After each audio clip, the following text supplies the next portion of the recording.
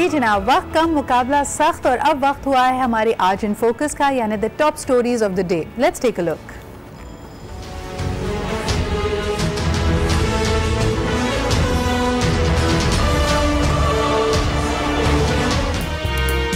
खित्ते में अमन की जानिब बड़ा कदम, पाकिस्तान का सिख यात्रियों के लिए करतारपुर राहदारी खोलने का फैसला।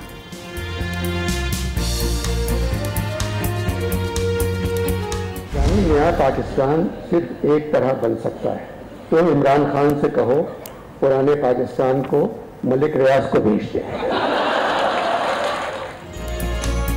कराची आर्ट काउंसिल में आलमी उर्दू कॉन्फ्रेंस का आज दूसरा रोज। पहले रोज पीरजादा कासिम ने जॉन एलिया की मौजूदगी का एहसास दिलाया।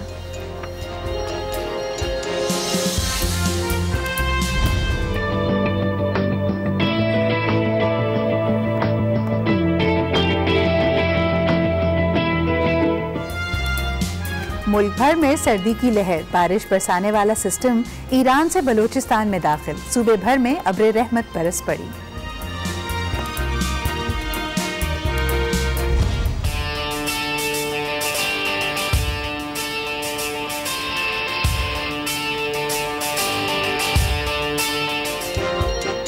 और शो में आपको मिलवाएंगे खेलों की दुनिया की मारूफ पाकिस्तानी जोड़ी स्क्वॉश प्लेयर्स फरहान और सादिया गुल से।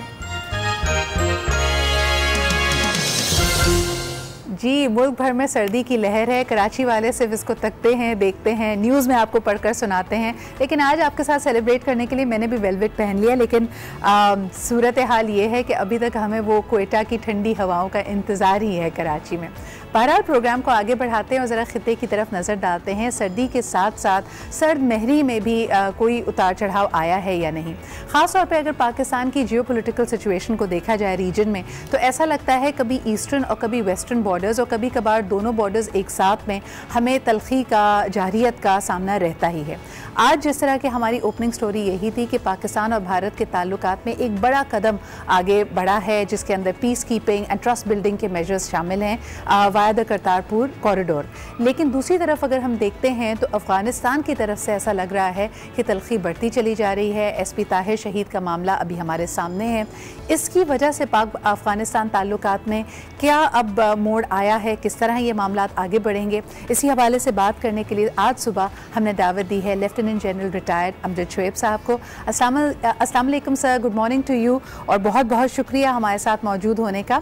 सर आपसे पहला सवाल यही करना चाहूँगी कि पाक अफ़गानिस्तान ताल्लुकात कभी बेहतरी की तरफ जाते हैं, फिर उसमें इस तरह का वाक़या हो जाता है, कितना कंट्रोल आपको नज़र आ रहा है इस वक्त मौजूदा अफ़गानिस्तान हुकूमत का अपने सवारती ताल्लुकात के ऊपर, और किस तरह आगे बढ़ते हुए देख रहे हैं? क्योंकि जब भी विजिट्स होती हैं तो बड़ी अच्छी बातें, रस्मी तौर पर वो बड़ी अच्छी बातें करते हैं, लेकिन जब वापस काबुल चले जाते हैं तो आवाज़ में, लहजे में, अल्फाज के इंतखाब में बड़ी तब्दीली आ जाती है। क्या कहेंगे आप? देखिए, जहाँ तक अफ़गानिस्तान का ताल्लुक है, वहाँ पे इस वक्त ताकत के 3 मरकज़ मौजूद हैं। एक तो तालिबान के, आप कह लीजिए कि इलाका जो तालिबान के कब्ज़ा में है, उनकी एडिट वहाँ पे है। दूसरा अशरफ गनी साहब हैं जो कि काबुल तक ही शायद महदूद हैं, लेकिन जो ज़्यादा वहाँ पे फाल धड़ा है वो है NDS नॉर्दर्न अलायंस के साथ, जिसका ताल्लुक है NDS जो है वो प्रोडोमिनेटली उसमें नॉर्दर्न अलायंस है, और उसके साथ रॉ इंडियन इंटेलिजेंस एजेंसी ये मिलकर काम करते हैं। इंडियन इंटेलिजेंस एजेंसी या नॉर्दर्न अलायंस जो है वो कतई नहीं चाहते कि तालिबान के साथ कोई ऐसी मामला फहमी हो जिससे तालिबान हुकूमत का एक हिस्सा बन जाए या तालिबान के हाथ में इक़्तिदार आ जाए बड़ी हद तक, और फिर उनकी अपनी हैसियत और अहमियत जो है नॉर्दर्न अलायंस के लोगों की और रॉ की, इंडिया की, ये बिल्कुल ख़त्म हो जाए या यकसानी हैसियत इख्तियार कर जाए। तो उस सूरत में जो अमन की कोशिशें हैं उनको नुकसान पहुंचाने का काम लाज़मन ये क़ुव्वतें करेंगी, और इनकी कोशिश यही होगी कि तालिबान के साथ मामला फहमी ना हो, बल्कि तालिबान को किसी तरह ताकत के ज़रिए ख़त्म किया जाए। अब उसमें पाकिस्तान चूँकि एक बड़ा अफ़गान मामले में एक बड़ा अहम रोल, एक किरदार अदा कर रहा है, तो पाकिस्तान के साथ मामला कुछ न कुछ वो ख़राब करने के लिए ये कोशिश करते रहते हैं। उसके अलावा इंडियन गवर्नमेंट की एक पॉलिसी है कि अफ़गानिस्तान की सरजमीन इस्तेमाल करके पाकिस्तान को अंदर से डिस्टेबलाइज़ किया जाए। तो इस लिहाज से ये वाक़यात होते हैं। हमने बड़ी कोशिश की कि अफ़गानिस्तान के साथ इंटेलिजेंस शेयरिंग का एग्रीमेंट हो जाए, लेकिन एग्रीमेंट तैयार था, दस्तखत करने से एक दिन पहले उन्होंने इनकार कर दिया, उनके नेशनल सिक्योरिटी एडवाइज़र ने। उसके अलावा बॉर्डर मैनेजमेंट कभी उन्होंने तावन नहीं किया, मजबूरन हमें फेंस लगानी पड़ी। तो अफ़गानिस्तान की तरफ से तावन ना होना और फिर वहाँ पे इंडियन इन्फ्लुएंस का ज़्यादा होना, ये वो चीज़ें हैं जिनकी वजह से आप देख रहे हैं कि अफ़गानिस्तान उस तरह बिहेव नहीं कर रहा जिस तरह के एक ब्रादर हमसाया मुल्क को करना चाहिए, रिस्पॉन्सिबल ब्रादर हमसाया मुल्क को करना चाहिए।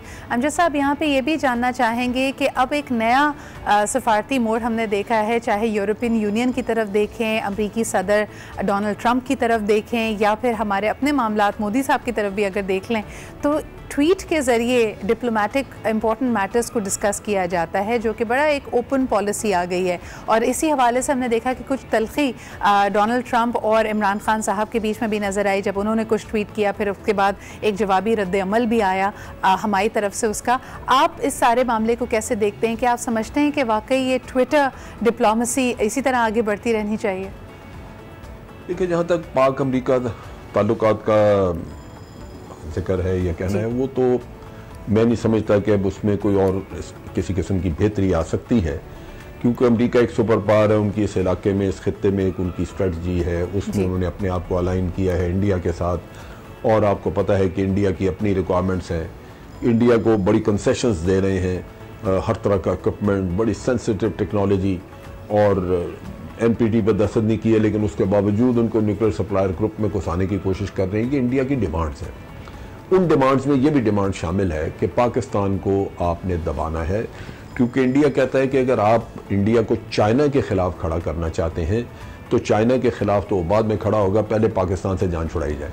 तो इसलिए अमेरिकन स्टेप्स जो हैं वो सारे इंडिया को खुश करने के लिए या इंडिया की डिमांड्स पूरी करने के लिए वो पाकिस्तान के खिलाफ होंगे। लिहाजा पाकिस्तान को ये तो तवक्को नहीं रखनी चाहिए कि अब ताल्लुकात बातचीत के ज़रिए या किसी भी ज़रिए वो पुरानी नहज पे आ सकते हैं, वो नहीं आएंगे। अलबत्ता ये ज़रूर है कि हमें अपने सफारती चैनल्स जो हैं उनको इस्तेमाल करना चाहिए ताकि ताल्लुकात में बहुत बिगाड़ ना आए, एक रास्ता खुला रहे, थोड़ी बहुत बातचीत रहे, ठीक है, और एक दूसरे के साथ कांटेक्ट जो है वो कायम रहे। बिल्कुल सही। अमजद साहब, एक और बात जो मैं आपसे जानना चाहूँगी, क्योंकि मेरे पास वक्त कम है, सॉरी आपकी कतई कलामी हो रही है, कि अमेरिका की अफ़गानिस्तान के हवाले से क्या पॉलिसी है? यानी हम देखते रहे हैं कि गुज़िश्ता 10 सालों में जब पाकिस्तान इस जंग में, दहशतगर्दी की इस जंग में जिसमें हमारा कोई डायरेक्ट मामला नहीं था, अमेरिका का साथ देता रहा है।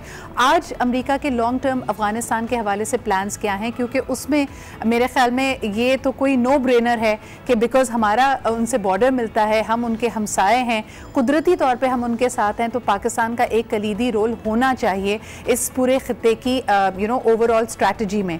लेकिन क्या अमेरिका पाकिस्तान के इस रोल को एक्सेप्ट करने के लिए तैयार है, और उसका लार्जर अफगानिस्तान के हवाले से क्या नज़रिया है, क्या स्ट्रैटेजी है?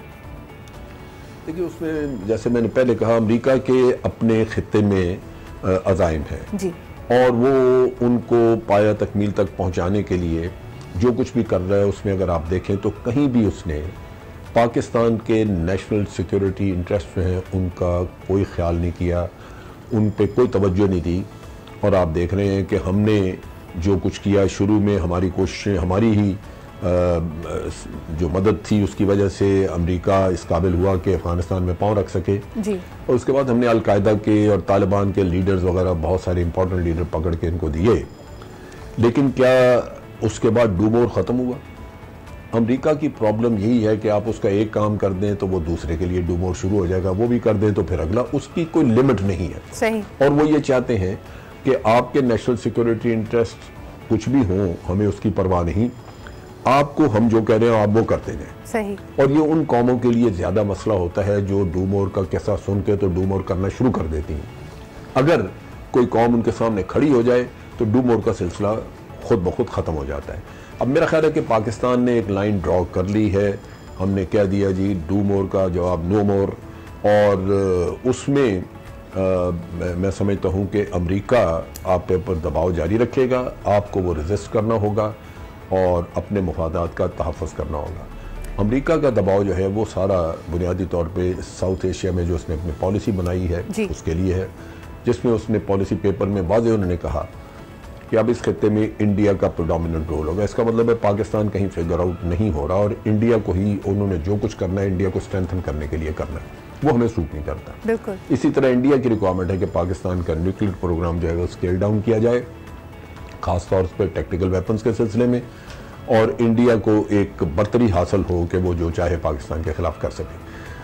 फिर आपने चाइना के साथ आपकी रिलेशनशिप वो अमेरिका को सूट नहीं करती। बिल्कुल, आपने तो इसके बहुत सारे जाविये निकलते हैं। अमजद साहब बहुत बहुत शुक्रिया हमारे साथ इस सुबह को मौजूद होने का और इस बड़े इंपॉर्टेंट पॉइंट को इतना डिटेल में एक्सप्लेन करने का। आपने बिल्कुल सही कहा कि पाकिस्तान और अमेरिका के जो ताल्लुकात है उसमें मज़ीद बिगाड़ हम यकीनन नहीं चाहते, लेकिन डू मोर का जवाब नो मोर ही है। इसी की तरफ एक छोटे से ब्रेक की तरफ बढ़ते हैं और उसके बाद वापस आएंगे और आपको मिलो पाकिस्तान से में एक बहुत ही इंटरेस्टिंग एथलीट जोड़ी से भी मिलवाएंगे। So stay with us.